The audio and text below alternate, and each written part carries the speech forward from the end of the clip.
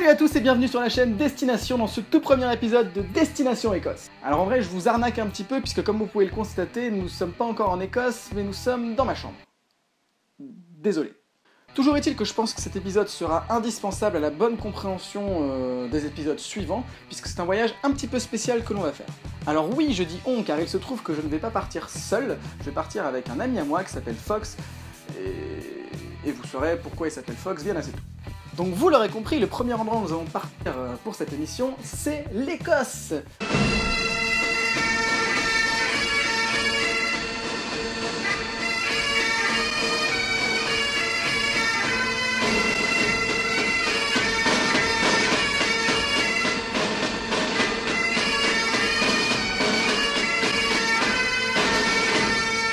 Mais attention, nous allons pas partir en mode touriste, en restant à l'hôtel et en visitant juste une ville ou deux, genre Glasgow ou Édimbourg. Non, on va faire un truc un petit peu plus grand. Effectivement, nous avons pour but en fait de relier la côte est de l'Écosse à la côte ouest de l'Écosse. Ce qui fait quand même un sacré bout de chemin si on y réfléchit bien. Nous allons donc partir pendant 7 jours en mode randonnée et non pas en mode touriste à rester au même endroit.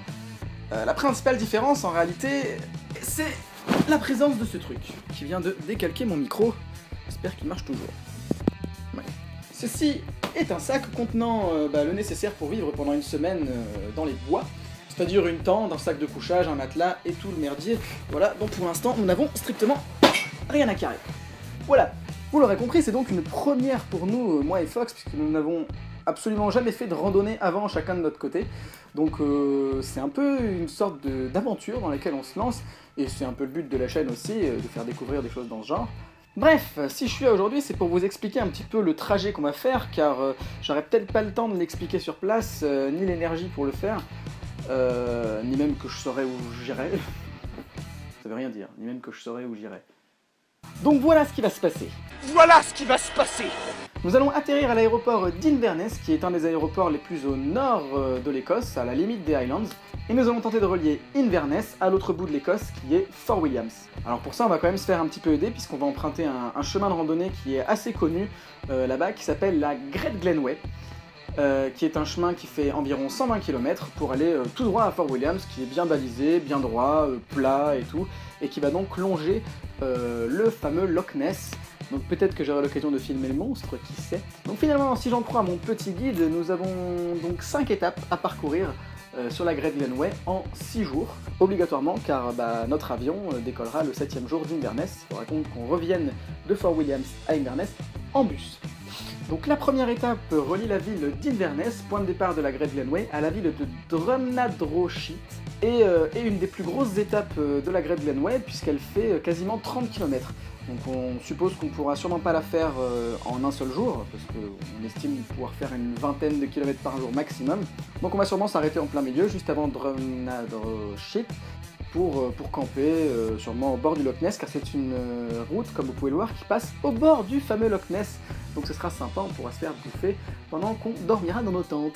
Donc en arrivant à Drumnadrochit, je pense le lendemain du premier jour, nous allons essayer de refaire un peu le plein de provisions, car je rappelle qu'on se trimballera sûrement en pleine nature et qu'a priori il n'y a absolument rien entre les villes, qu'il faut qu'on soit autonome au niveau des vivres et de l'eau. Donc Drumnadrochit est une ville assez conséquente, donc on pourra sans doute y faire des courses avant de se diriger vers la deuxième étape qui est Invermoriston.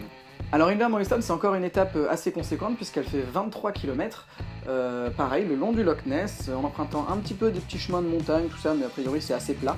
Donc sans doute qu'on ne pourra pas l'atteindre non plus le soir du deuxième jour, donc on dormira pareil dans la nature entre Drumnadrochit et Invermoriston.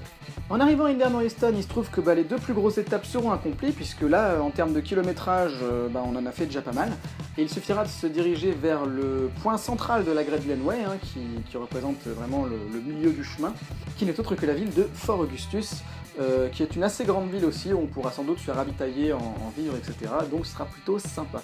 Donc la prochaine étape de notre Great Glenway, puisque je rappelle qu'on est sur un chemin de randonnée qui est bien balisé, bien propre, nickel, on va pas se frayer un chemin à coup de machette dans la jungle non plus, faut pas déconner. Donc la prochaine étape c'est Fort Auguste jusqu'à North Lagan, ou la ville de Lagan, qui a priori est une toute petite ville, un tout petit hameau, ça doit sûrement être 2-3 maisons. C'est une toute petite étape puisqu'en fait elle ne fait que 14 km. donc à mon avis ce sera easy de la faire en une journée, et puis on aura le temps de traîner un petit peu, ce sera plutôt cool. Donc on quitte donc le Loch Ness pour longer un autre loch qui s'appellera le loch Oish, ou le loch Wash en anglais. Wash. La prochaine et ma dernière étape, ce sera Norrslagan-Gerloshi, où là nous allons donc franchir un autre loch qui a priori est aussi super beau, qui s'appelle le loch Loshi, donc pour atteindre la ville de Gerloshi qui se trouve à 22 km de là. Donc encore une bonne étape, faudra à mon avis bien marcher si on veut la faire dans la journée. Et enfin, la dernière étape, on pourra relier le loch Loshi à la mer en allant jusqu'à Fort Williams, qui représente la fin de la Great Glenway, et la fin de notre périple de 6 jours et de 120 km. En tout cas, vous pouvez être sûr qu'il y aura sûrement des imprévus et qu'on vivra de folles aventures, comme dans tous les voyages qui laissent une part à l'improvisation comme celui-là. Ça fait un peu flipper, mais en même temps, ça me donne hâte de partir, donc voilà. Bon, et bien, c'est à peu près tout ce qu'il y avait à dire sur la Great Glenway, donc vous savez maintenant ce qu'on fait, vous savez où est-ce qu'on va. Ah, où est-ce que va? Qu'est-ce que fait, gros? J'espère que cette vidéo n'était pas trop chiante, parce qu'effectivement j'ai fait que parler, mais ça me paraissait important quand même de vous expliquer un peu ce qu'on allait faire, etc. Et si vous avez aimé cette vidéo et si vous avez hâte de voir la suite et de voir notre périple en Écosse et de voir un peu à quoi ça ressemble, les rives du Loch Ness, etc., n'hésitez pas à la partager et à la montrer à un maximum de gens intéressés par les voyages ou qui ont juste envie de se divertir un peu comme nous et de partir à l'aventure, n'est-ce pas?